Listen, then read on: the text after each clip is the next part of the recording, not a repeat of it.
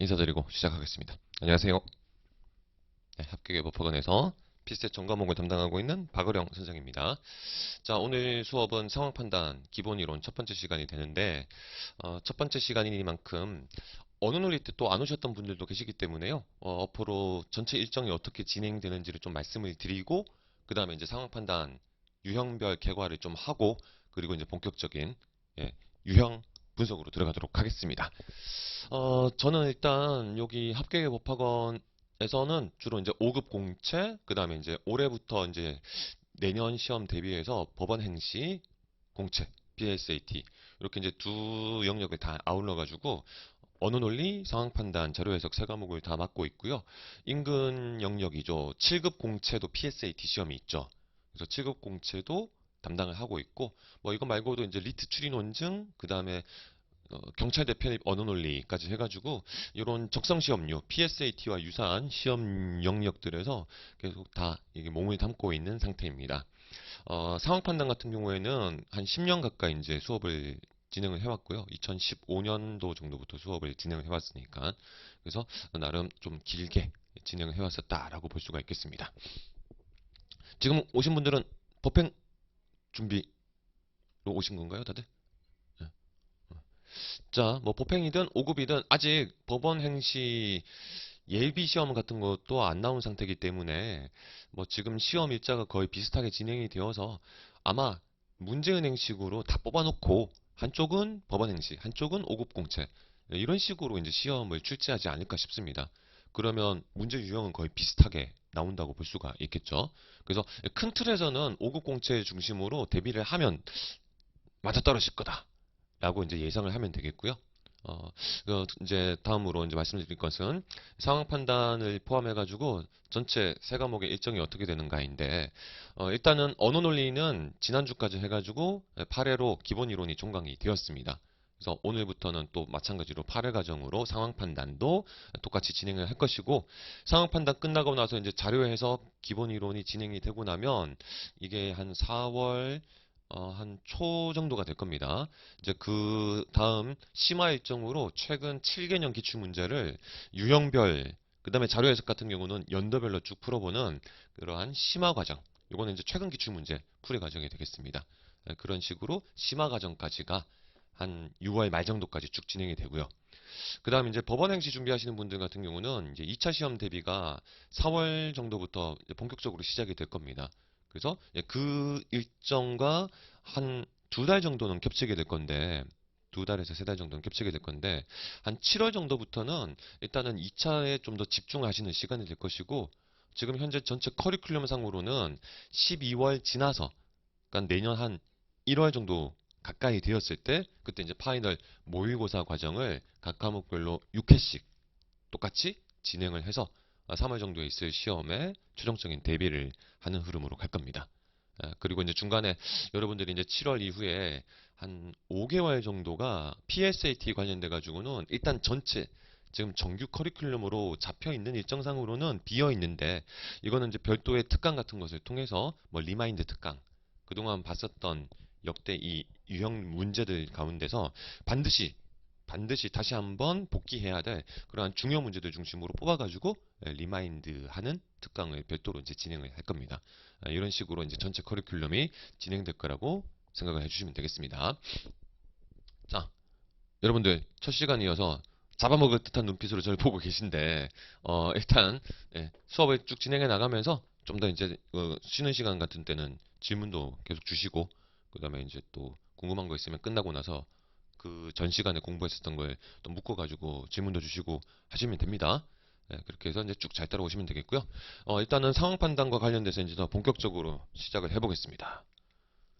네, 상황 판단에서 일단 유형이 어떤 것들이 등장하는가를 좀 정리를 하고 가보도록 하겠습니다. 5급 공채 중심으로 놓고 봤을 때 이런 식으로 총 5가지 유형으로 이제 나눠볼 수가 있을 것 같아요. 지문형, 규범형, 계산형, 규칙형, 퀴즈형인데 엄밀하게 이제 딱 나눠지는 부분도 있고, 어떤 문제는 뭐 규칙형스러우면서 계산형이랑 뭐 비슷한 뭐 섞여 있는 그런 형태도 있지만, 일단은 기본적으로 이렇게 5가지 정도로 나눠볼 수가 있겠습니다. 자, 이때 이제 최근 기출 문제의 경향에서 이 첫 번째 유형으로 정리한 지문형 같은 경우는 이게 요즘에 언어 논리 쪽에 전부 다 좀 맡기고 지문형 문제가 40문제 기준으로 했을 때 한 문제 아니면 두 문제 정도밖에 출제가 안 돼가지고요. 이 지문형은 사실 성격이 좀 약해졌는데 어떤 식인가? 설명문을 주고 설명문 주고 그 설명문과 관련되어서 기본적인 내용 일치 부합을 묻는 스타일의 문제. 수능식으로 친다면 그 수능 비문학 국어 비문학에서 첫 번째 문제 내용 일치 부합 문제 있죠. 그런 스타일의 문제가 좀 더 짧은 글에서 오지선다형으로 출제된다라고 생각하시면 됩니다. 그 이제 이와 같은 지문형 문제가 과거에는 그래도 한 4문제 정도씩은 나왔어요. 초반부에 두 문항, 그 다음에 20번 때 두 문항 이런 식으로 해서 언어 논리랑 비슷한 스타일의 문제들이 나왔었는데 요즘에는 이제 상황 판단이 상대적으로 이 규범형 문제에 좀 더 집중을 하고 규범형은 이제 법조문을 주는 그런 문제 스타일이라고 보면 되겠습니다. 이런 부분에 좀 더 집중을 하고 지문형은 웬만하면 언어 논리에서 어차피 비슷한 유형, 동일한 유형을 다루니까 언어 논리 과목에서 다 처리를 하고 그나마 이제 지문형으로 좀 출제가 그나마 유지되고 있는 것은 비율 관계, 규칙성을 갖는 추측값을 도출하라는 스타일의 뭔가 수리적인 사고를 해야 되는 스타일의 문제들이 그나마 좀 출제가 됩니다. 하지만 해봤자 한 문제? 아니면 두 문제밖에 안 되기 때문에 지금 당장 이것은 뭐 유형적으로 정리를 해가지고 딱 해결해야 될 그런 정도 수준은 아닌 것 같아요. 그래서 이번 기본 이론 과정은 회차가 그렇게 많지가 않기 때문에 이 지문형과 관련돼서는 차후 진행될 심화 과정에서 그때 이제 그냥 문제 풀어보는 수준으로 진행을 하려고 합니다. 그래서 지문형은 패스를 하고 오늘 본격적인 수업의 시작은 이 두 번째 유형인 규범형부터 들어갈 겁니다. 이 규범형 같은 경우는 네, 방금 말씀드렸던 것처럼 기본적으로 뭐 형법, 민법, 행정법, 각종 특별법 등 일단 우리나라에 존재하고 있는 직접적으로 이제 그 규정 자체를 가지고 올 수도 있고 말을 바꿀 수도 있지만 일단 우리 현행 법률에 존재하는 법조문을 가지고 와서 그 법조문에서 요건 효과 구조를 판단하라는 스타일의 문제. 요거 조금 변형하면 법조문의 내용을 이제 말로 풀어서 쓴 줄글 형태, 일반적인 그냥 설명문 같은 글이 등장하고 역시 마찬가지로 법리적인 요건, 효과 구조를 분석하라는 문제. 일단 가장 기본적으로 이런 권력을 취하고 있다고 생각하시면 되겠습니다. 뭐 오늘 본격적으로 구병문 형제부터 바로 볼 거니까 이제 이 법조문의 구조가 어떻게 이루어져 있는지부터 시작해가지고 하나씩 하나씩 이제 정리해 나가도록 할 거예요. 혹시 법대분 계십니까? 그러면 법조문 자체에 대해서는 일단은 기본적인 구조 같은 거는 이따가 설명을 좀 드리고 가도록 하겠습니다. 조항 호목의 체계에서 어떤 식으로 이 구조가 이제 이루어지는가, 요건 효과에서 요건은 뭐고 효과는 뭔가, 이런 거 가장 기본적인 것 잠깐만 설명을 드리겠습니다. 자, 아무튼 이런 법조문 혹은 법조문의 내용을 다룬 줄글 형태의 글을 주고 구체적으로 이제 이 법조문이 특정한 상황에 적용됐을 때 어떤 사람이 무슨 청구를 하는데 그 청구가 과연 이 법적인 어떤 그런 권리가 있는 건가 없는 건가? 특정한 행정 처분을 하는 게 과연 이 상황에서 맞는 건가? 안 맞는 건가? 이런 것들을 이제 법리적으로 딱 따져보라고 하는 문제 유형이 법조문 유형, 규범형 문제라고 보시면 되겠습니다. 법조문 유형은 그래서 기본적으로 일반적인 그냥 언어적 정보 접근이 이루어지는데 아까 봤었던 요 지문형에서도 마찬가지지만 이 상황 판단은 뒤에서 우리가 또 공부하게 될 자료 해석의 성격도 좀 많이 가지고 있습니다. 즉 수적인 처리 작업을 꽤 많이 요구를 해요. 한 40% 정도는 수리적인 판단을 요구하는 문제가 등장하는데요. 법조문에서도 마찬가지여서 법규에 따라서 특정 어떤 잘못을 저질렀을 때 뭐 벌금을 얼마를 내야 된다든가 아니면 구체적인 어떤 손해가 발생했을 때 관련되어서 보상금은 또 얼마만큼을 지급해야 될 것인가 이와 같이 특정 상황에 맞는 법리적 금액 산출을 요구하는 문제들도 은근히 등장하는 편입니다. 그래서 이와 같은 것들까지 포함해가지고 이제 규범형 문제라고 볼 수가 있겠습니다. 자, 방금 썼던 이런 이제 금액 산정 같은 것들이 법조문의 기본 골격을 가지고 있지 않고 다른 방식으로 일반적인 뭐 이제 뭐 계산의 어떤 공식 같은 것들을 주고 이제 구체적인 금액을 산정하라. 모임에서 회식을 하는데 그 회식에 어떤 그 뭐 비용 같은 것이 얼마로 이제 처리가 돼야 되는 것인가. 그와 같은 식으로 이제 법조문이 아닌 상황을 주고 여기서 또 똑같이 계산을 하려고 하는 스타일의 문제가 등장하는데 그거는 별도로 계산형이라고 정리할 수가 있습니다. 이와 같은 계산형은 말 그대로 진짜 계산하는 거예요. 그래서 구체적으로 어떤 계산까지 요구하는가. 지금은 좀 등장하지 않는데 예전에는 1차 방정식을 세워서 그걸 연립해가지고 미지수를 찾아내거나 평균 개념을 활용해가지고 이 평균을 도출해야 된다던가 하는 약간 좀 나중에 자료 해석 부분에서 활용해야 될 그런 개념들을 실제로 이제 써먹어야 되는 그런 스타일의 계산형 문제들도 등장한 바가 꽤 있었습니다. 근데 요즘에는 이제 최근에는 그런 것들보다는 그냥 일반적인 사칙연산 수준에서 충분히 접근해가지고 이제 항목별로 뭐 급간이 설정해가지고 몇 점부터 몇 점까지는 얼마, 몇 점부터 몇 점까지는 얼마 이런 식으로 이제 점수를 부여하는 시스템을 주고 그래서 그 점수들 다 합산해가지고 예를 들면 어떤 국가 입찰이 이루어진다고 했을 때 그 입찰의 후보가 되는 5개의 기업들이 각각 어떤 항목들에서 몇 점씩의 점수를 받았는가. 그래서 그 점수를 합산했더니 누가 최종적으로 제 1등이 되는가. 뭐 이런 식으로 이제 순위를 매기라고 하는 그런 스타일의 문제들이 좀 많은 비중을 차지하게 됩니다.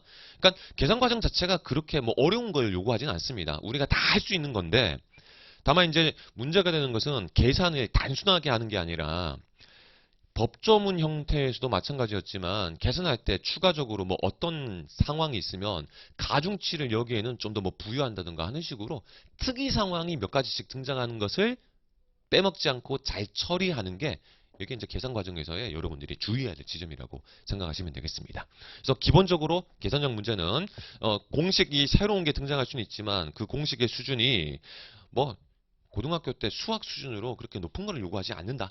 충분히 사칙 연산선에서 다 해결이 가능한 것들이다 라고 생각하시면 되겠습니다. 이제 나중에 공부하게 될 자료 해석 같은 경우에는 이제 이거를 훨씬 뛰어넘는 수준에서의 수학적 정리가 필요하죠. 예를 들면 가중평균을 산출하는 방식을 여러분들이 확실하게 알고 계셔야 되고 그 다음 최소 교집합이라는 개념을 통해서 어떤 뭐 이상 어떤 최소값 이와 같은 것들을 구할 수 있는 기본적인 이제 공식에 대한 암기가 필요한데 상황 판단은 그 정도 수준까지는 가진 않습니다. 자, 이렇게 이제 세 번째 유형인 계산형 문제까지 살펴봤고 네 번째 규칙형. 규범형은 법조문을 그대로 주는 형태고 규칙형은 이제 법조문과 비슷한 구조지만 경기규칙 아니면 어떤 회사의 사내 규약 같은 식으로 법조문은 아니지만 역시 마찬가지로 그런 규칙성을 띠고 있는 규약에 해당하는 어떤 내용을 전달해주고 그 규약에 따랐을 때 이제 사무 처리 같은 것이 어떻게 이루어져야 되는 것인가. 게임 같은 경우에는 이제 게임이 진행이 되겠죠. 경기 규칙이 주어지고 그 경기 규칙에 따라서 몇 라운드 때 어떤 점수들이 이제 부여가 되면 최종적으로는 누가 우승하게 되는 것인가, 누가 이기게 되는 것인가. 혹은 이제 결과가 주어져 있으면 역산해 가지고 이게 중간에 어떤 과정을 거쳤을 것인가, 몇 승 몇 무 몇 패였을 것인가, 뭐 이런 식의 어떤 과정을 분석해보라는 스타일의 문제가 규칙형 문제라고 보면 되겠습니다.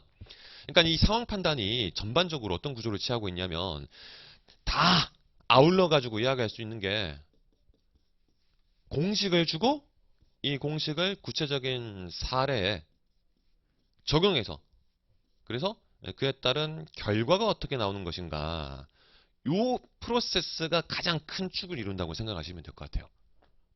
공식, 적용, 결과 도출. 이런 흐름으로 이제 이게 세분화돼서 법조문 중심으로 가냐, 아니면 계산 공식으로 가냐, 아니면 이것 두 가지를 뭐 섞거나 좀 외적인 뭐 일반적인 경기 규칙, 어떤 사내 규약 같은 식으로 요 공식이 적용되냐. 이게 차이가 날 뿐이지 기본 프로세스는 이런 흐름으로 간다고 생각하시면 되겠습니다. 자, 이렇게 해서 이제 규칙형과 관련된 것까지 다뤘고요. 상황 판단 관련돼서 이제 많은 수험생분들이 제일 힘들어하는 거, 제일 까다롭게 여기는 것이 마지막에 등장하는 퀴즈형이라고 할 수가 있겠습니다. 자, 퀴즈형은 사실 이런 일방향적인 흐름으로 딱 정리하기가 좀 힘듭니다. 예를 들어서 이제 큐빅 퍼즐 같은 거랑 비슷하게 생각하셔도 되겠고 수도쿠랑 비슷하게 생각하셔도 되겠지만 그와 같은 우리가 흔히 일상에서 접하는 퍼즐과는 조금 다른 구조긴 한데요. 제일 많이 등장하는 스타일이 어떤 것이냐? 사람들을 어느 자리에 누구를 배치할 것인가. 이런 자리 배치. 인물과 관련된 정보를 어떻게 하나씩 하나씩 1대1로 매칭시킬 것인가. 그러니까 쉽게 말해서 인물 목록을 작성하라는 스타일의 문제가 퀴즈 문제의 기본 골격이라고 생각하시면 되겠습니다. 한 축을 이룬다고 생각하시면 되겠습니다. 근데 이제 퀴즈 문제가 어려워지는 것은 무엇인가? 앞에 문제들은 전부 다 이 공식에 해당하는 것을 그래도 다 줍니다. 이 사례에 적용할 수 있는 기본 틀 자체를 빠짐없이 다 줘요. 그렇기 때문에 빈 부분이 없습니다. 있는 그대로 그냥 적용하면 됩니다. 빠뜨리지만 말고. 근데 퀴즈형 문제는 어떤 스타일로 나오냐면 최종적인 목적은 예를 들면 화면에 넘겨가지고 가볼게요. 최종적인 목적은 예를 들어서 이제 이와 같은 이제 표를 만들어가지고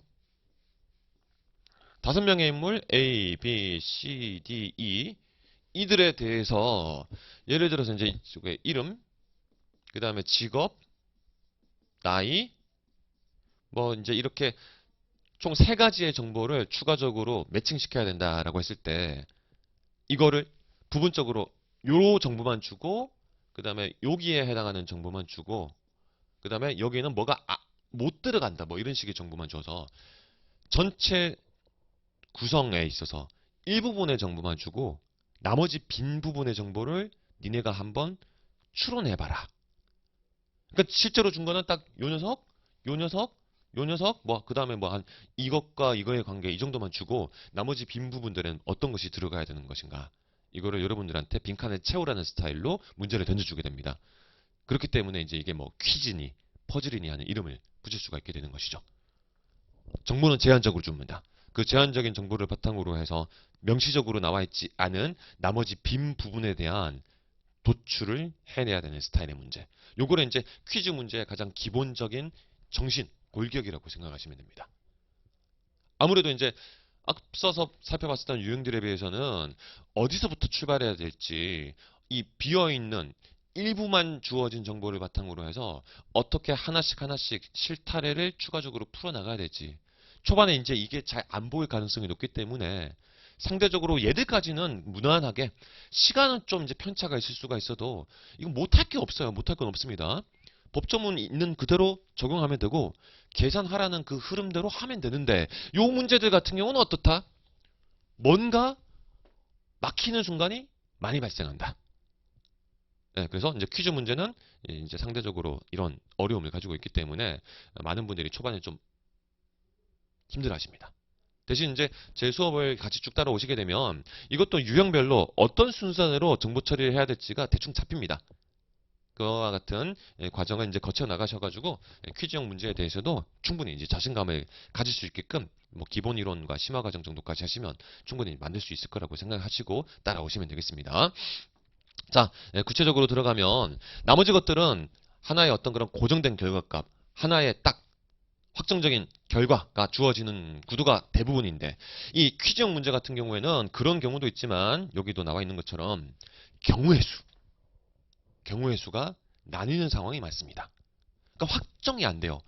칸을 채운다고 했는데 이 칸도 뭐 예를 들면 이 부분은 이름이 아니 이런 식으로 이 부분에 있어서는 B와 C의 이름이 서로 엇갈릴 수도 있다. 이렇게 이제 정보가 다 고정이 안 되고 미지수 형태로 경우의 수가 나뉘는 상황으로까지만 딱 끝나고 넘어갈 수도 있는데요. 그와 같은 패턴들이 실제로 이제 퀴즈형 문제를 풀다 보면 많이 등장합니다. 그래서 이제 앞에 문제들과는 다르게 처음부터 여러분들이 중간에 어느 정도 단계까지 가면 이게 정보가 다 처리가 되지 않고 내가 경우의 수를 나눠서 분석을 해야 될 수도 있겠구나. 이와 같은 어떤 방향성을 늘 염두에 두시면서 접근해야 되는 유형이 되겠습니다.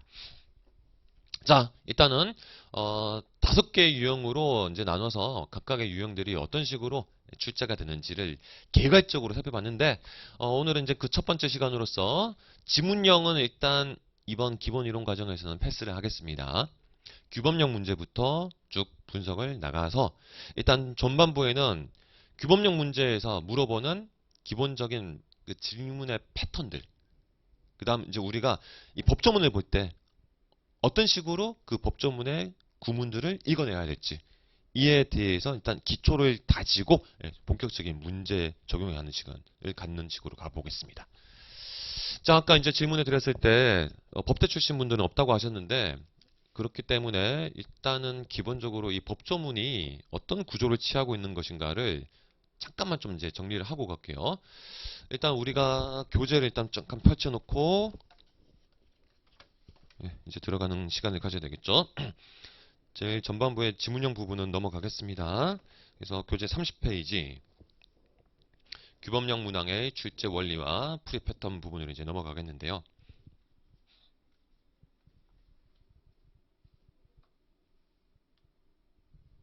자, 일단 여기 이제 화면을 보면서 말씀을 드리겠습니다.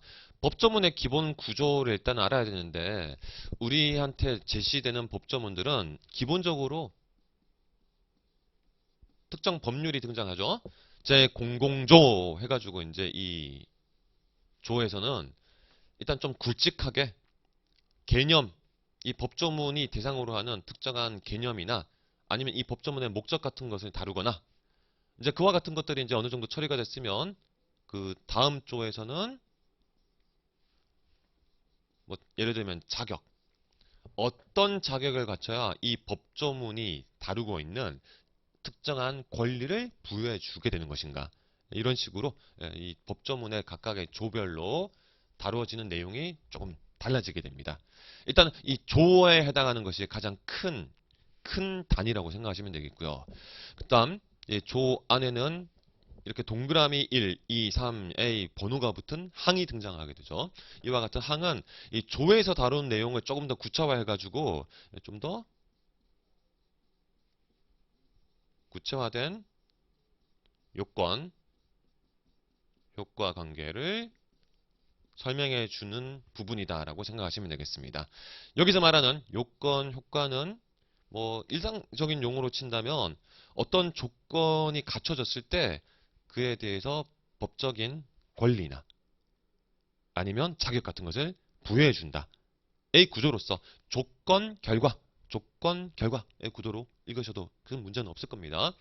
그래서 요건에 해당하는 것을 조건으로 읽어도 된다. 글씨가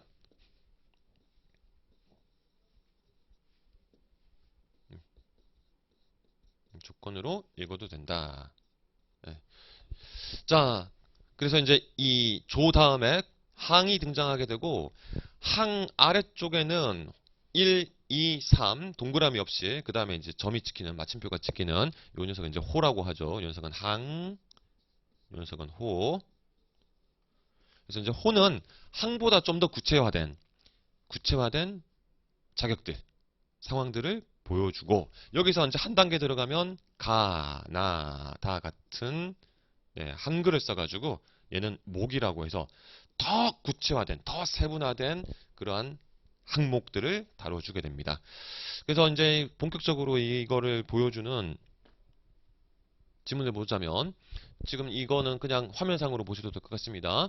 조 나오고 얘 같은 경우는 항이 바로 붙어 있는 경우고 문제에 따라서는 이제 이와 같은 식으로 조의 항 없이 그냥 그 안에서 다 진술하고 끝날 수도 있습니다. 이건 뭐 어차피 뭐 큰 문제는 아닐 거예요. 그 다음 이제 좀 더 내려가서 이런 식으로 조 나오고 항 나오고 항을 보니까 이런 식으로 되어 있습니다. 농식품 투자조합은 다음 각호의 어느 하나에 해당하는 사유가 있을 때는 해산한다. 그러면 여기는 이제 이 해산이 이루어지는 요건을 설명한 부분이라고 볼 수가 있겠는데 이 해산이 좀 많아요. 언제 해산이 이루어질 수 있는 것인가? 되게 구체화된 상황들이 여러 개가 등장할 수가 있기 때문에 이거를 하나의 항에서 다 진술하면 너무 덩치가 커져서 이런 식으로 호로 다 쪼개가지고 설명을 해주는 방식이 됩니다. 보통은 이제 법조문 문제에서는 호 정도까지 보통 나오고 가나 다라 목까지 나가는 수준의 그런 구체화가 이루어지는 거는 그렇게 많지는 않더라고요.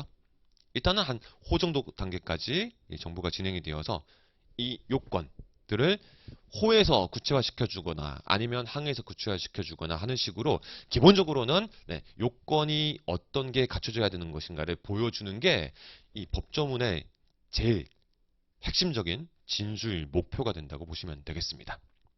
자, 그런 식으로 이제 갔을 때 일단 전체적으로 이러한 법조문의 기본적인 이제 골격은 살짝 정리가 됐을 거라고 생각을 합니다. 자, 그러면 이제 이 법조문형 문제, 규범형 문제를 풀 때 아주 중요한 우리가 계속해서 이제 가지고 가야 될 어떤 그런 자세, 관점이라고 할 수 있는 요 두 번째에 대해서 설명을 드릴게요.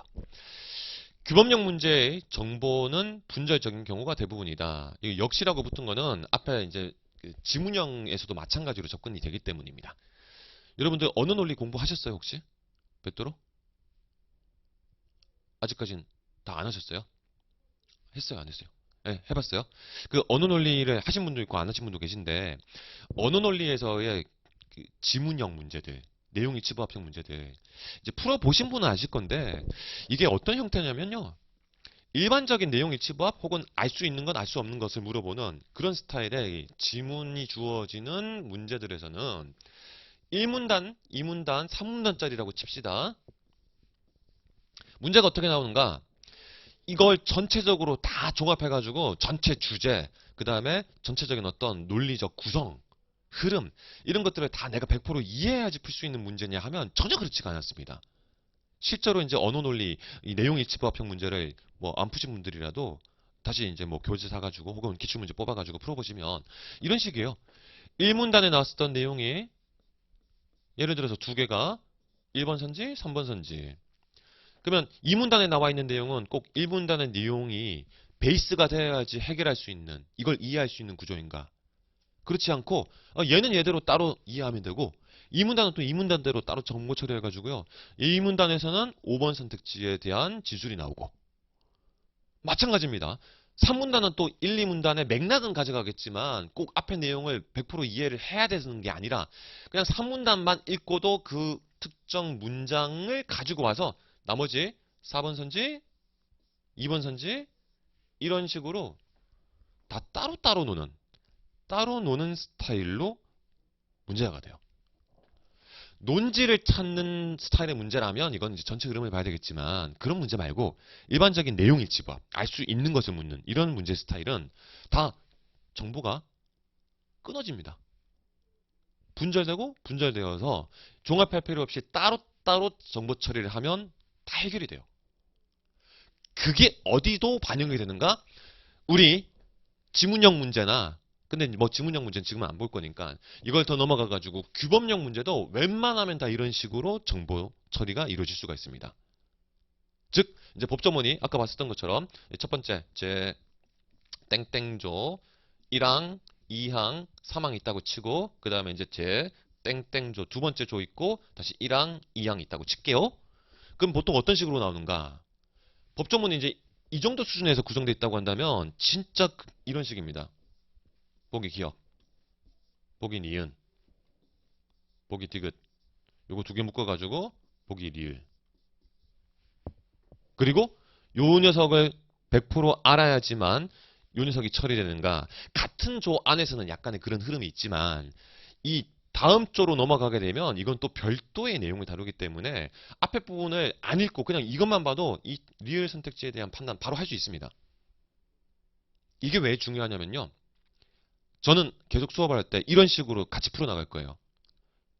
선택지부터 먼저 보고 바로 키워드 찾아가지고 선지의 정오 판단을 하는 게 충분히 가능하다는 겁니다. 꼭 전체 법조문을 다 읽고 이것을 맥락적으로 내가 100% 정리한 상태에서 풀어야 되는 건가? 그게 아니라 따로따로 선택지 그냥 하나씩 각계 격파해도 충분히 문제가 해결되고 그렇게 하다 보면 첫 번째 선택지에서 바로 정답이 나오는 경우들도 되게 많기 때문에 전반부의 정보만 가지고도 정답인 게 바로 나오는 경우들도 있기 때문에 그만큼 뒤에 계산형 문제나 퀴즈형 문제에 필요한 시간을 확보할 수가 있게 됩니다. 그래서 규범형 문제가 갖는 이런 기본적인 정보의 성격, 실제 문제를 푸는데 작동되는 그 프로세스가 분절적이라는 것을 여러분들이 놓치지 마시고 계속 이거를 기본으로 잡아서 문제 푸는 그런 몸을 만드셔야 돼요. 그래야 여기서 최소한으로 시간을 할애하고 후반부에 등장할 더 어려운 문제들을 해결할 수 있는 시간을 확보하실 수가 있게 됩니다. 90분 동안 40문제를 푸는데 사실 이제 상황 판단부터는 시간 압박이 좀 많이 들어오거든요. 언어 논리에 비해서. 그 상황 판단에 시간 압박의 제일 큰 부분은 그동안 수험생분들한테 이야기 들었었던 바나 제가 그냥 개인적으로 생각했었던 바나 두 가지 때문입니다. 계산형과 퀴즈형 때문이에요. 얘들이 일단 기본적으로 잡아먹는 시간이 어쩔 수 없이 많이 듭니다.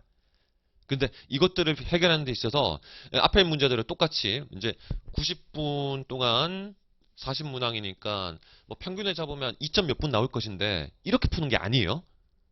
법학형 문제, 규범형 문제에서 최소한의 시간으로 1분씩 가능하다면 1분 이내 컷 이렇게 딱딱딱 해줘야 이제 계산형 문제에 필요한 뭐 3분 이상의 시간들을 확보할 수 있게 되는 거겠죠. 자, 그래서 이제 지금 여기서 말씀드렸었던 규범형 문제는 기본적으로 분절적인 정보 처리가 이루어진다. 그렇기 때문에 그에 입각해서 어느 정도의 익숙함이 이제 갖춰지면 선택지 보고 그냥 바로 찾아가는 방식으로의 접근을 충분히 할 수 있게 된다. 그래서 시간을 확보하는 게 충분히 가능하다라고 생각해 주시면 되겠습니다. 물론 규범형 문제라고 해서 다 그런 건 아닙니다. 아까 봤었던 이 유형상에 있어서 규범형도 계산이 필요한 문제들이 있습니다. 예산안 짜라든가 하는 스타일의 문제가 나옵니다. 그런 스타일의 문제는 전체 구조를 다 잡고 가야 돼요. 하지만 이제 그런 문제는 전체 이 규범형 문제가 예를 들어서 한 15문제 정도, 16문제 정도가 나오거든요. 이 규범형 문제 중에서 한두 문제를 차지하기 때문에 나머지 문제들은 다 이런 분절적인 정보 처리 방식으로 접근하시면 됩니다. 자, 이따가 이제 문제를 하나씩 하나씩 분석하면서 이게 맞는 말이라는 것을 이제 체감하실 수가 있을 것이고요. 3번 계산형 문제는 분배 기준이 되는 초기값을 빨리 구해야 된다고 했는데 이거는 이따가가 될지 다음 시간에 될지 모르겠지만 이건 일단 계산형 규범 문제 스타일을 본격적으로 들어갔을 때 그때 다시 정리해서 말씀드리도록 하겠습니다. 네. 자, 일단 이 정도까지 하고 자, 이제 본격적으로 30페이지 하단 부분에 나와 있는 이 규범형 문제들, 법조문이 등장하는 문제들에서 어떤 것들을 주로 물어보게 되는 것인가 하나씩 하나씩 좀 정리해 나가도록 하겠습니다. 자, 첫 번째, 주체 대상의 판단에 대한 지문이 일단 가장 기본이라고 생각하시면 됩니다. 조금 읽어볼게요. 규범형 문제에서는 법조문에 언급된 항목별 주체 대상을 정확하게 파악하고 있는지 물어보는 선택지들이 자주 등장합니다. 그만큼 법조문에 대한 해석과 판단 작업에서 해당하는 항목의 주체 또는 대상을 정확하게 파악하는 것이 기본 중의 기본인데 이와 같은 주체 객체에 대한 판단 작업 자체는 안 어렵습니다. 어렵지도 않고 복잡하지도 않습니다. 다만 이제 제한된 시간 내 선택지의 내용을 판단할 때는 이 주체나 객체에 대한 언급 내용을 빠뜨리고 읽을 가능성도 있기 때문에 예를 들어 청구권과 관련된 법조문이 나왔을 때는 누가 청구의 주체인가 이와 같은 것들을 꼭 체크하는 습관을 기를 필요가 있습니다. 자, 예를 통해서 이제 한번 살펴보겠습니다. 오른쪽 페이지로 넘어가 가지고요. 기출에 이제 1번을 보면서 이런 주체, 객체의 문제를 어떤 식으로 질문을 던지는지 한번 살펴봅시다. 자, 같이 읽어볼게요. 자, 첫 번째 땡땡조의 1항 도지사는 관할 구역의 폐기물을 적정하게 처리하기 위하여 환경부 장관이 정하는 지침에 따라 10년마다 폐기물 처리에 관한 기본계획, 이제 줄여서 기본계획이라고 부르기로 합니다.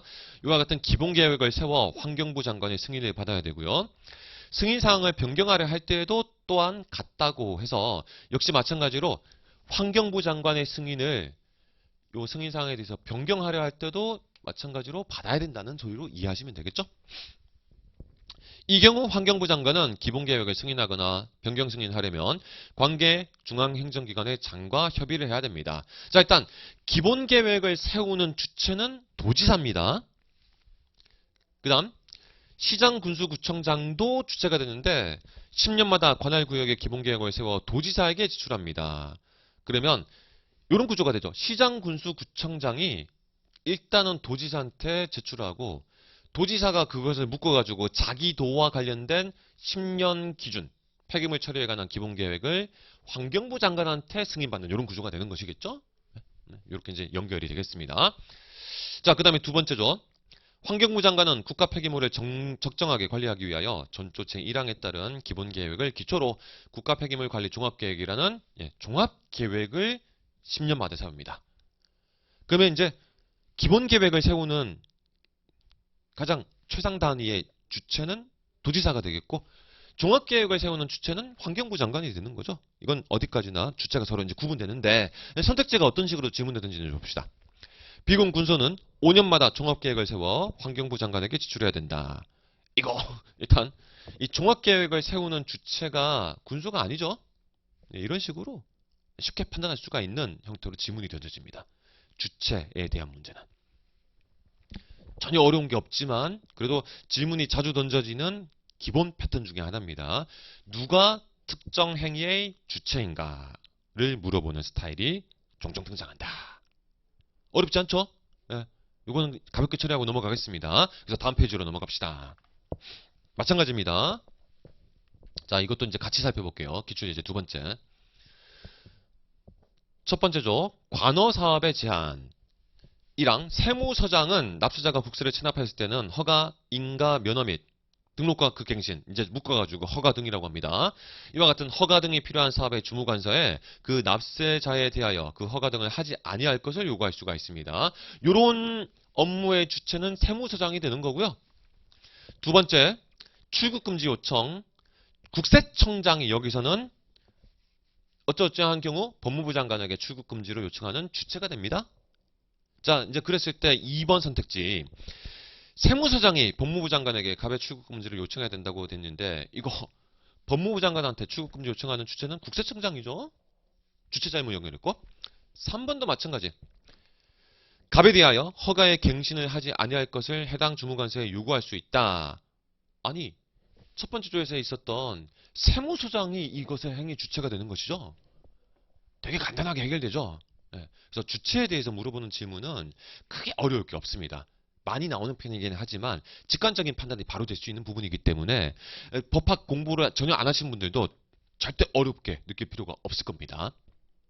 자, 일단 이 정도로 첫 번째 패턴, 첫 번째 질문의 패턴, 주체 혹은 어떤 대상에 대해서 물어보는 구도가 어떻게 등장하는지를 살펴봤습니다.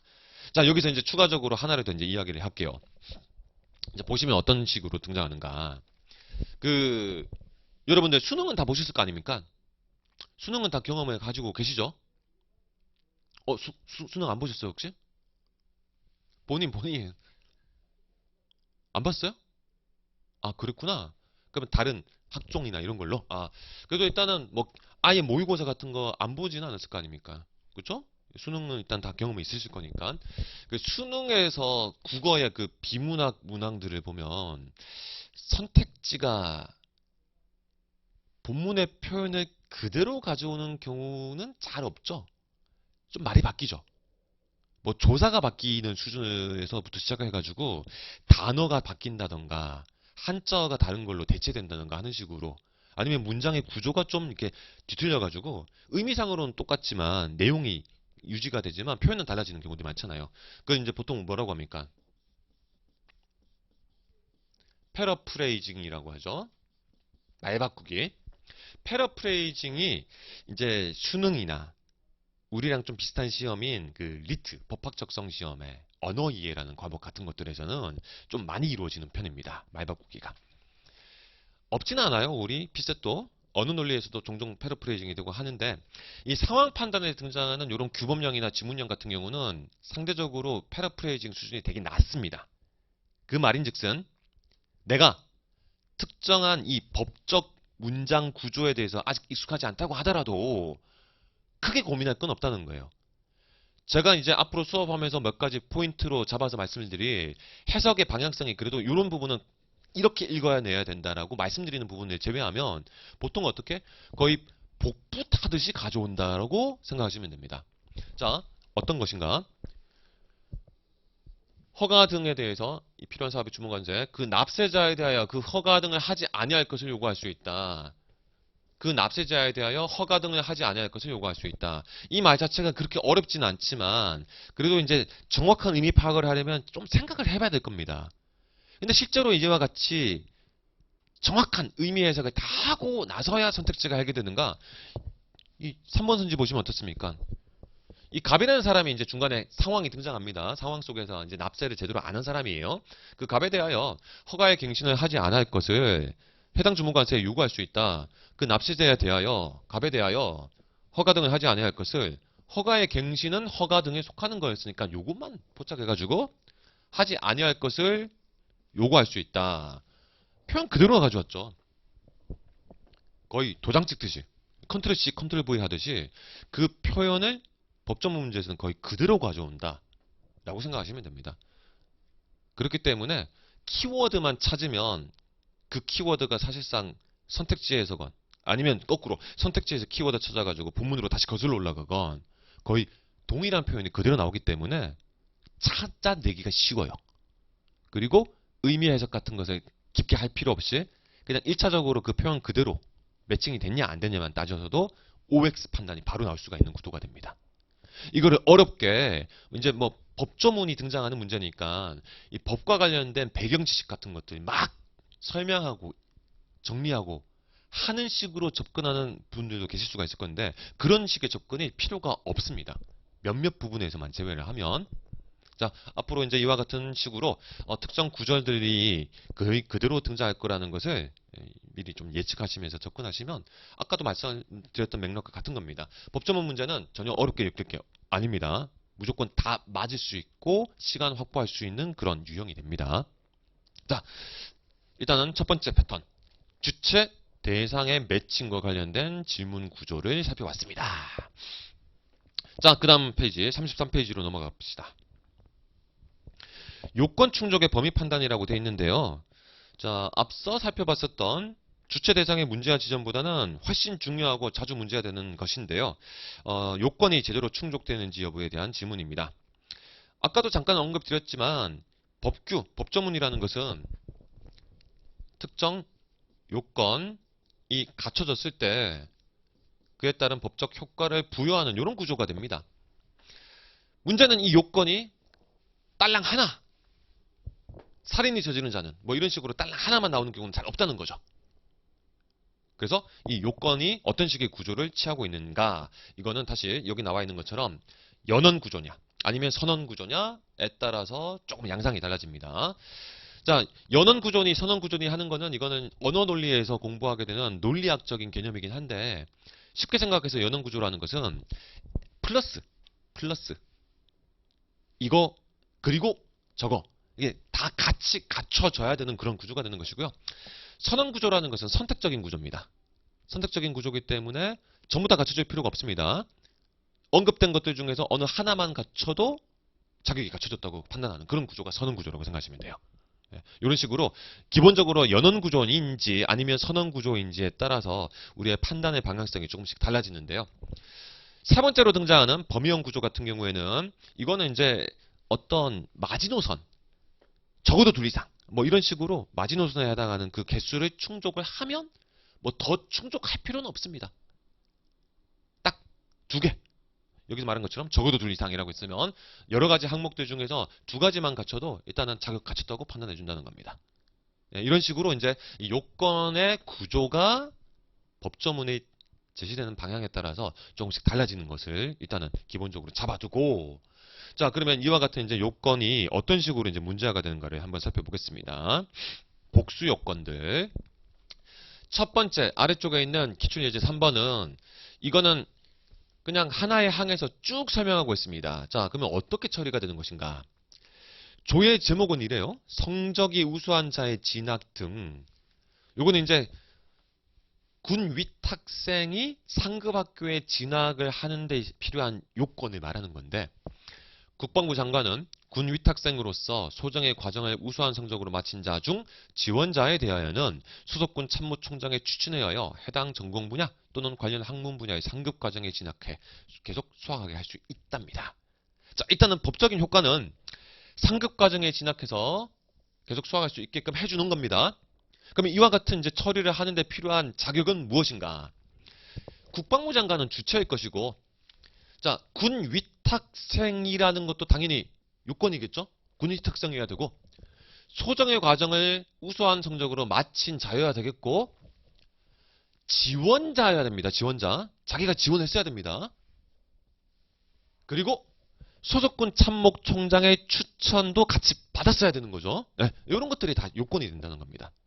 한 문장으로 쭉 나열을 했는데 실질적으로는 끊어서 각각을 다 따로따로 작동하는 요건으로 봐줘야 된다는 거죠.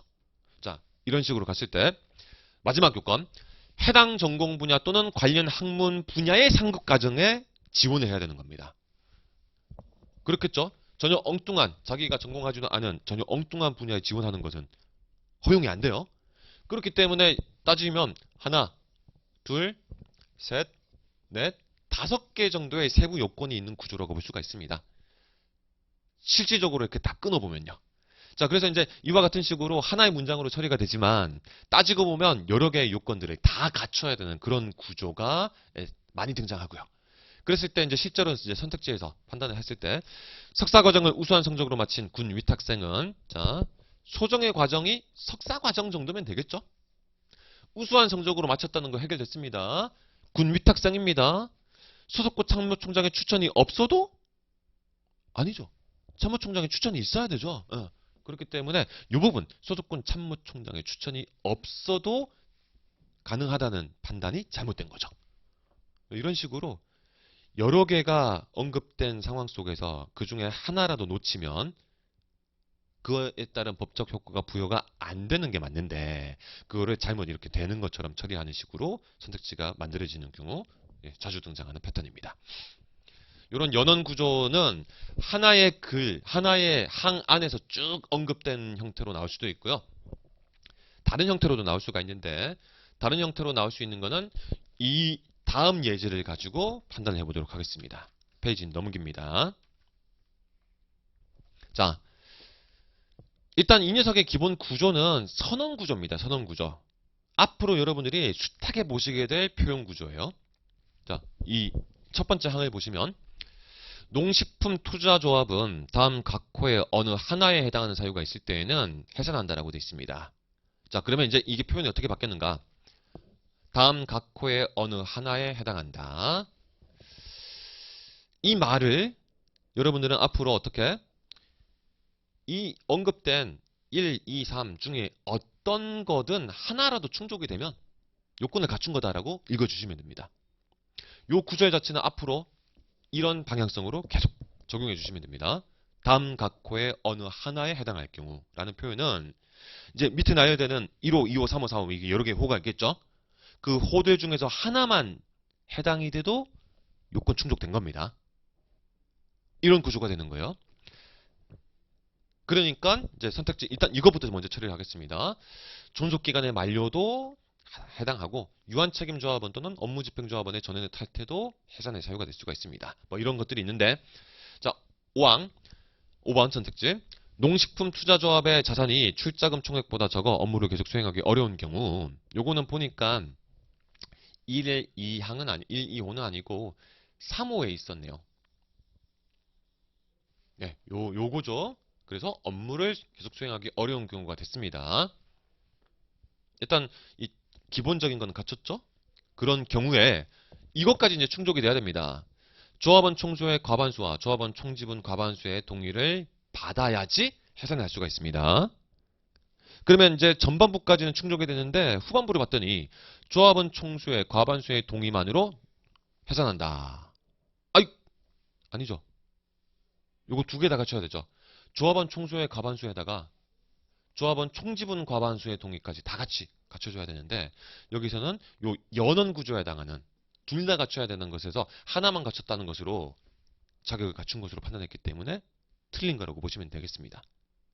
자, 그래서 일단 요 구조는 1항의 기본적인 골격은 선언 구조입니다. 1항의 기본적인 구조는 선언 구조. 이 셋 중에 하나만 해당해도 되는데 3호로 들어가서 봤을 때 3호의 내용은 이와 같은 어려움의 경우가 기본이고 여기에 플러스 요 녀석까지 다 합쳐져야 되는 연원 구조가 되는 거죠. 이렇게 이제 복합적으로 따져 주셔야 되겠습니다. 자, 그 다음 또 하나. 지금 이 녀석 같은 경우는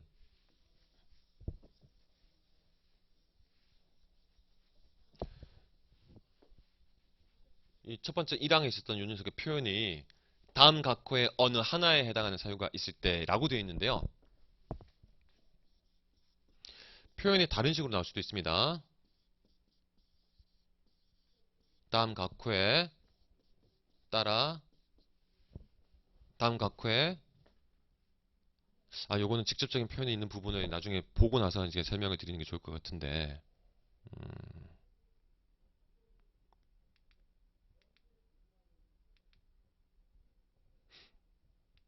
계속 같은 식의 표현만 나와가지고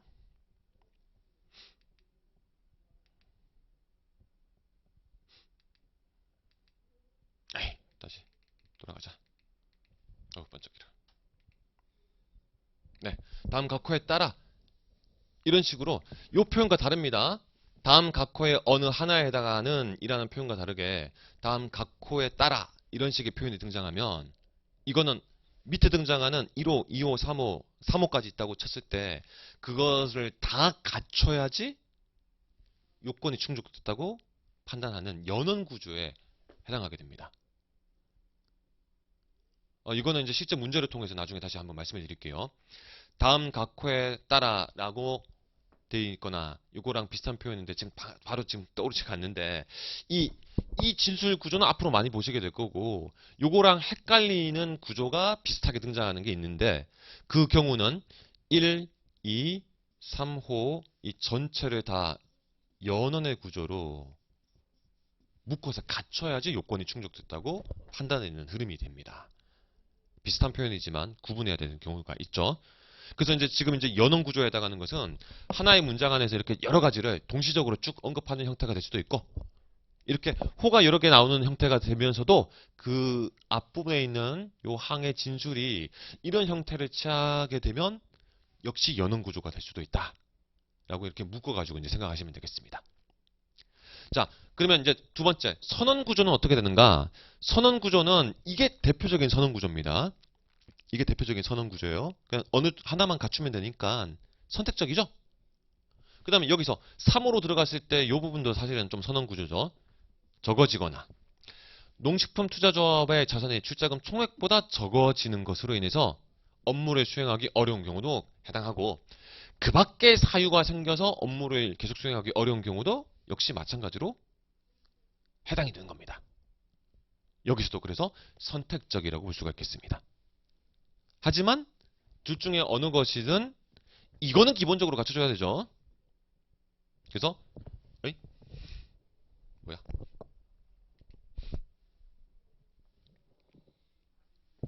작업 취소. 너 뭐니? 응? 이거는 좀 쉬는 시간에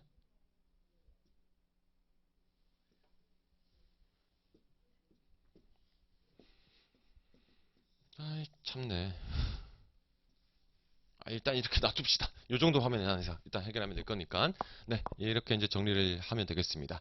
자, 요건과 관련돼 가지고 이제 추가적으로 또 다음 페이지로 넘어가서 단서 조항의 구조라는 것까지 같이 묶어 가지고 살펴보겠습니다. 자, 35페이지. 단서 조항이라는 게 있습니다. 단서 조항이란 해당 법조문 적용의 예외 경우라고 생각하면 이해가 쉽습니다. 이러한 단서 조항은 일반적으로 이제 표현이 이렇게 고정이 돼요. 다만, 단, 그 다음 제1항에도 불구하고와 같은 표현으로 등장하며 간혹 괄호 속에 별도로 언급되기도 하는데 어쨌거나 이와 같은 식의 단서에 해당하는 것이 이제 들어가 있으면 거의 대부분 해당 단서의 내용이 선지의 질문 대상이 된다. 대부분 단서가 있으면 그게 선택지화가 된다라고 생각하시면 됩니다. 자, 이제 구체적으로 어떻게 가는가? 아래쪽에 이제 이렇게 나와 있죠. A 요건이 충족됐을 때 B라는 법적 효력을 인정하지만 A 요건이 충족된 상태에서 추가로 C라는 요건까지 해당한다면 법적 효력 B를 그 경우에는 인정하지 않는다라는 식으로 일반적으로는 이런 요건을 갖췄으면 어떤 권리를 부여합니다. 그런데 여기 플러스 알파 이 자격을 갖췄지만 추가로 이와 같은 어떤 요건 보통은 이제 뭐 예를 들면 공무원 될 수 있는 자격 이와 같은 것들을 막 규율을 해놓고 있는데 예를 들어서 이제 뭐 형사처벌을 받았다. 그래가지고 이제 최종 확정 판결이 났다. 아직 그와 관련돼 가지고 이제 처벌 기간이 다 지나지 않았다. 예, 형을 받고도 몇 년이 지나지 않았다. 뭐 이와 같은 사유들이 있겠죠. 그와 같은 사유들이 아직 해당이 되는 경우라고 한다면 그러면 그와 같은 권리 부여를 하지 않는다. 이런 구조가 단서의 흐름이라고 보시면 되겠습니다. 그래서 실제로 이제 이와 같은 단서가 포함된 법조문은 기본적으로 이 단서 부분을 거의 90% 이상 문제화를 합니다. 근데 이제 우리는 궁극적으로는 이걸 선택지를 우선적으로 보고 돌아가는 스타일로 문제를 이제 풀어나갈 거기 때문에 이 단서 조항이 처음부터 이렇게 읽다가 걸리는 식이 아니라 선택지에서 찾아가서 보다가 단서를 보통 보게 될 거예요. 이제 그 경우에 있어서도 마찬가지입니다. 단서가 나오는 부분이 있으면 그 부분까지 읽고 판단하셔야 된다는 거예요. 무슨 소리냐? 자, 선택지 1번을 봤습니다. 어떤 키워드가 딱 포착이 됐어요. 본문으로 올라가서 찾아봅니다.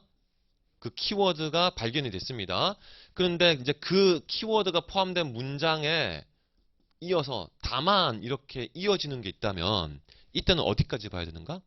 요 키워드가 포함된 문장만 보고 바로 판단하면 안 되고 요 다만 단서에 따라서 이 녀석과 관련된 어떤 이 효과, 처리 결과가 원래 원칙에 따라서 판단이 될 수도 있지만 여기까지 가가지고 만약에 이 선택지에서 추가적인 단서에 해당하는 자격을 부여해준 상태라고 한다면 이 단서에 따라서 아웃되는 권리 부여가 안 된다든가 하는 그와 같은 결과가 나올 수도 있는 거지 않습니까? 그러니까 찾아 올라가는 방식으로 할 때도 해당하는 항에 만약에 단서가 달려있다. 아니면 1항 여기에 키워드 있었어요. 근데 바로 이제 눈으로 2항까지 봤더니 2항에 1항에도 불구하고 이런 식으로 1항만으로 끝나는 게 아니라 이것까지 묶어서 봐야 되는구나 라는 구조가 보이면 그때는 여기까지 같이 사고 처리를 해가지고 판단해 줘야 됩니다. 아시겠죠? 단서 부분에 포함되어 있는 내용이면 단서까지 같이 복합적으로 봐서 처리를 해야 된다. 자, 그럼 이제 구체적으로 이 단서가 작동하는 방식에 대해서 한번 살펴봅시다. 다음 페이지로 넘어갑니다. 36페이지. 자, 36페이지를 보시면 이거는 이제 중간에 좀 생략을 했습니다. 너무 길어가지고요. 자, 선택지와 관련된 판단까지 이제 같이 가보겠습니다. 일단 법조문 봅시다. 첫 번째죠. 1항 감사 청구의 대상은 공공기관에서 처리한 사무처리가 다음 각호의 어느 하나에 해당하는 사항으로 한답니다. 감사 청구의 대상이 되려면 공공기관에서 처리한 사무처리여야 되고 그 사무처리 내용이 다음 각호의 어느 하나에 해당해야 된다는 거죠. 자, 여기까지는 이제 앞에서 봤었던 요건 구조입니다. 그랬을 때 이제 4호를 보면 기타 공공기관의 사무처리가 위법 또는 부당행위로 인하여 공익을 현저해야 한다고 판단된 사항까지 해서 1호, 2호, 3호, 4호 여러 가지가 있는데 일단 중간에 좀 길어가지고 생략을 했고요. 자, 이제 2항을 봤더니 제1항의 규정에 불구하고 나오죠. 요게 이제 단서입니다. 그러면 어떤 식으로 머릿속에서는 처리를 해야 되는가? 감사 청구의 대상은 이와 같은 것이면 되는데 제1항의 규정에도 불구하고 다음 각호의 어느 하나에 해당하는 사항은 감사 청구의 대상에서 제외를 합니다. 그래서 수사 중이거나 재판, 심판, 심사 청구 등 이와 같은 법적인 분쟁에 있는 그와 같은 사항일 경우에는 감사 청구의 대상이 될 수가 없습니다. 일단 이것부터 먼저 처리하고 뭔가를 해야 된다는 거겠죠. 자, 근데 여기 또 보니까 다만 나오죠. 자, 그래서 다만 수사 또는 재판, 행정심판 등과는 직접적인 관계없이 예산 낭비 등을 방지하기 위한 긴급한 필요가 있다고 인정될 때에는 감사를 실시할 수가 있게 됩니다. 자, 그러니까 일단은 첫 번째 1항에 따라서 이와 같은 요건을 갖췄는지를 판단하고 그 다음 2항에 따라서 이제 단서가 나와서 단서에 해당하면 이 감사 청구 대상이 안 되는데 그러나 수사 또는 재판 등과는 직접적인 관계없이 예산 낭비 등을 방지하기 위한 긴급의 필요가 인정될 때 정확하게 이게 도대체 무슨 상황인지 지금 읽어서 100% 이해 안 될 수가 있습니다. 하지만 아까 말씀드렸죠. 선택지에서는 이 표현이 거의 그대로 나온다는 겁니다. 그래서 이와 같은 필요성이 인정되는 상황이라고 언급이 돼 있으면 그때는 그냥 어떻게 다시 다만이기 때문에 청구의 대상에서 제외됐다가 다시 그거를 부정하는 거니까 감사 실시 대상이 되는 거죠. 이렇게 다시 돌아오면 됩니다. 자, 그런 식의 판단을 했을 때 4번 이시 지방의회는 이시 시장의 위법한 사무처리에 대하여 판결이 확정되었더라도 감사를 청구할 수 있다고 되어 있는데요. 자, 일단 사무처리에 대하여 공공기관의 사무처리가 위법 또는 부당행위로 인하여 공익을 현저해야 한다고 판단되는 사항일 경우가 아마 여기에 해당할 겁니다. 위법한 사무처리라고 했으니까. 위법 있죠? 사후에 있었던 요 녀석에 따라서 일단 기본적으로 감사 청구의 대상이 될 수가 있습니다. 근데 제2항에서 말했었던 단서에 따랐을 때 여기 쭉 보시면 어떤 게 있습니까? 수사 중이거나 재판 또는 어쩌고 저쩌고 해가지고 돼 있고 그 다음 2호를 보면 수사 결과, 판결, 재결, 결정 또는 화해, 조정, 중재 등에 하여 확정되었거나 형집행에 관한 사항일 경우에도 역시 이거는 이거 오래 누르고 있으면 이렇게 되는군요. 이제 알았다. 자, 이것이 적용되는 대상이기 때문에 지금 보면 판결이 확정됐다고 했죠? 그러면 이 녀석은 그냥 1단계의 단서만 적용되고 끝나버리죠. 그렇기 때문에 얘는 감사 실시 대상이 아니게 되죠. 이런 식으로 예외가 존재할 경우에는 그 부분에 해당하는 요건까지 혹시 등장하는 건 아닌가 이렇게 따져가시면서 판단하셔야 되겠습니다. 자, 다음 페이지에 있는 예제 문제를 추가적으로 한번 살펴봅시다. 다음 글을 근거로 판단할 때 보기에서 옳은 것만을 모두 고르는 거고요. 자, 이것도 좀 긴 법조문이었습니다. 행정정보의 공표 등이라는 항목이 일단 나옵니다. 공공기관은 다음 각호의 어느 하나에 해당하는 정보에 대해서는 공개의 구체적 범위와 공개의 주기, 시기 및 방법 등을 미리 정하여 공표하고 이에 따라 정기적으로 공개해야 되는데 다만 제 내무내모조 제1항 각호의 어느 하나에 해당하는 정보에 대해서는 그러하지 아니다라고 해서 자 여기 일단 단서가 나왔죠. 자 선택지를 일단 놓고 판단을 해봅시다. 디귿을 보시면 국가의 시책으로 시행하는 공사 등 대규모 예산이 투입되는 사업에 관한 직무를 수행한 공무원의 성명지기가 공개 대상인가 아닌가를 판단해야 됩니다. 자, 그러면 일단 그 전반부에서 봤었던 여기 기본 구조에서 다음 각 호의 어느 하나에 해당하는 정보이기 때문에 2호에 해당했죠? 국가의 시책으로 시행하는 공사였죠. 선택지에서 내용은. 그래서 그와 같은 사업에 관한 정보면 기본적으로 공개 대상이 됩니다. 공개해야 됩니다. 다만 네모네모조라고 되어 있죠. 네모네모조는 아래쪽에 나오는데요. 그 네모네모조 제1항 각호의 어느 하나에 해당하는 정보일 경우에는 공개할 필요가 없습니다. 공개 안 해도 됩니다. 자, 그래서 이제 네모네모조까지 가가지고 판단해 봅시다. 네모네모조 1항 각호. 네모네모조 1항. 공공기관이 보유 관리하는 정보는 공개 대상이 되지만 다만 다음 각호의 어느 하나에 해당하는 정보는 공개하지 아니할 수 있습니다. 자, 그래서 이제 쭉 봤더니 2호에 이렇게 나옵니다. 해당 정보에 포함되어 있는 성명, 주민등록번호 등 개인에 관한 사항으로서 공개될 경우 사생활의 비밀이나 자유를 침해할 우려가 있다고 인정되는 정보는 이건 개인정보이기 때문에 공개할 필요가 없는데 여기에 또 다만이 나와 있죠. 아까랑 비슷한 구조죠. 그러니까 이 다만에 따르면 다시 어떻게 됩니까? 예외가 됐다가 다시 예외가 되니까 공개해야 되는 정보가 되는 거죠. 그래서 돌아온 겁니다. 그 중에 뭐가 있는가? 디귿, 다. 직무를 수행한 공무원의 성명지기는 이건 공개 대상입니다. 그렇기 때문에 디귿. 일단 기본적으로 국가시책 사업이기 때문에 공개 대상이고 그 다음 개인의 이름이기 때문에 이쪽으로 왔지만 그 개인이 공무원의 그 직무를 수행한 공무원의 이름이면 이건 공개할 수 있는 겁니다. 이런 식으로 단서가 하나만 등장하면 예외로 가지만 단서에 대해서 다시 단서가 등장하면 다시 원래 일반론으로 돌아오는 그런 구조가 된다는 것을 이 두 문제를 통해서 이제 확인할 수가 있겠습니다. 자, 그래서 단서가 나오면 뭐 그렇게 어렵게 생각할 건 없습니다.